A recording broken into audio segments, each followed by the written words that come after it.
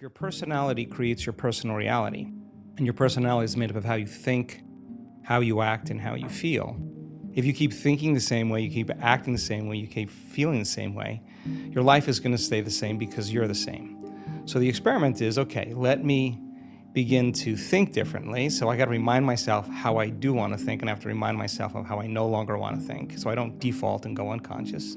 Let me remind myself how I'm going to behave so that I could actually get my behaviors to match my intentions. And let me remind myself of how I'm going to feel. If I'm able to succeed in that day, then there should be some change in my life. It's the experiment. And if it doesn't change, that doesn't mean the law doesn't work for you. It's just you're not that good yet. You just got to keep practicing, right? So the act of disconnecting from your life long enough to remind yourself of who you do want to be and who you no longer want to be, that experiment then is the experiment called life. Now, it's not that you react.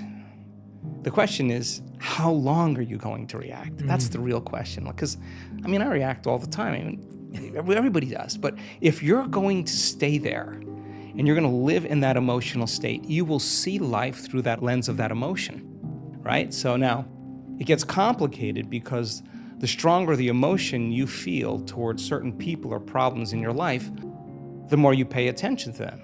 And where you place your attention is where you place your energy. So from a purely biological as well as quantum state, we could say then, you're using that person or that circumstance to reaffirm your dependence on feeling that emotion. So you have to hate your enemy. And if your enemy dies, you'll find another person to hate because that is the response, right? So the body is the animal. It's been conditioned a certain way, and if it's been doing something and feeling something for an extended period of time, there's a modification of its receptor sites. It's needing those emotional states. So in the process of change, just be ready because you're going to feel uncomfortable a lot of the time. Now, the question is, do you want to stay there? So then most people think they don't have any control over their emotional state. They think, I'm just this way and I feel this way. Well, we actually can show people that that's not the truth, that when it's the hardest, it matters the most. And if you're able to really work and train your body like you're training an animal to stop feeling one way and start feeling another way, if you believe that you're an eternal being, let's just say that, just most religions talk about we're eternal, whether you're going to heaven or hell or nirvana or on the wheel, you're pretty much going to be around for a long time. That moment matters so much in the light of eternity because that's the moment you make up your mind to no longer be defined by your past. Why are you being defined by your past? Because emotions are a record of the past. And so then if you're feeling that emotion, your body is believing it's back in that same experience of the past. So the more knowledge that we have and understanding that justified, valid or not, those emotions are hurting no other person but you, because the long-term effects of living by those emotional states, those survival states, are actually down-regulating genes and creating diseases. Sooner or later, you're going to have to ask yourself, is this loving to myself? And forgiveness is just when you overcome the emotion, you take your attention off that person or that problem, and you're freeing yourself and you're freeing them. So people do the best with what they think is available. That's my belief. And if you're unaware that you can control your emotional states, you'll rely on something outside of you to do that, whether it's a computer game, whether it's a Netflix show, whether it's a drug, whatever it is that you need to make that feeling go away, you're dependent on your outer world. And I think that's a hypnosis, that's a conditioning. You teach people that you can actually regulate and change your emotional states. You give them the tools to literally step into a new future. So that process, of course, is extremely uncomfortable. And the question is, how long are you going to stay in that emotional state? And 50% of the story that most people tell about that past experience isn't even the truth, because they're making things up, and they're doing that so that they can justify why they haven't changed since some past event. Most people reach a point in their life where they reach crisis or disease or diagnosis or loss or betrayal where they finally go, gosh, it's time to change. I think change is an ongoing process, and the more we change, the more we should see evidence in our life. That makes it exciting. Feelings and emotions are the end product of past experiences, and we can remember experiences better because we can remember how they feel. The stronger the emotion we have to some experience in our life, the more altered we are inside of us.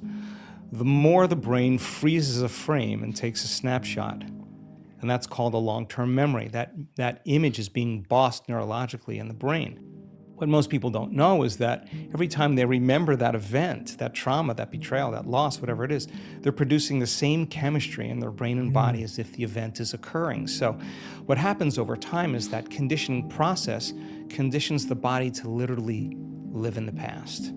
So if a person is living by the same familiar feeling every single day, whether it's guilt or unworthiness or pain or suffering or victimization or depression or whatever it is, it's so important for them to come right up against that emotional state because they're coming up against the known. The question fundamentally becomes, for that person, is it possible then to feel a different feeling? Now, if you cannot feel a different feeling other than the feeling that you're used to feeling, it should tell you volumes about that feeling because it's going to influence your very same thoughts.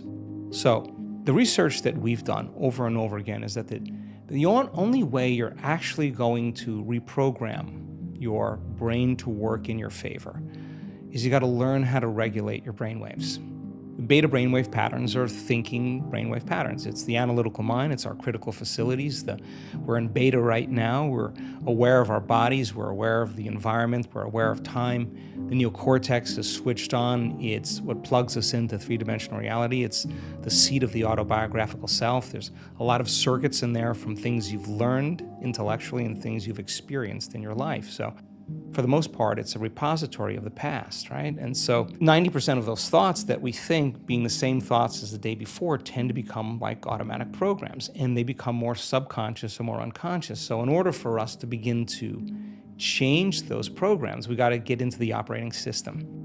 And the only way we do that is we got to slow our brainwaves down in that thinking neocortex. The challenge for most people is they have so many emotional responses to circumstances in their life that they're living in a state of stress and living in a state of survival. In a state of stress and survival, you don't close your eyes. You got to keep your eye on the ball. You got to keep your attention on the outer environment. So their brains tend to work in a higher brainwave pattern, a mid-range or high-level beta brainwave pattern. And that's like driving your sports car in first gear. It's a lot of energy for the brain. So learning how to regulate and slow your brainwaves down is something that we've been very, very interested in. When you teach people how to do that, it could become a skill.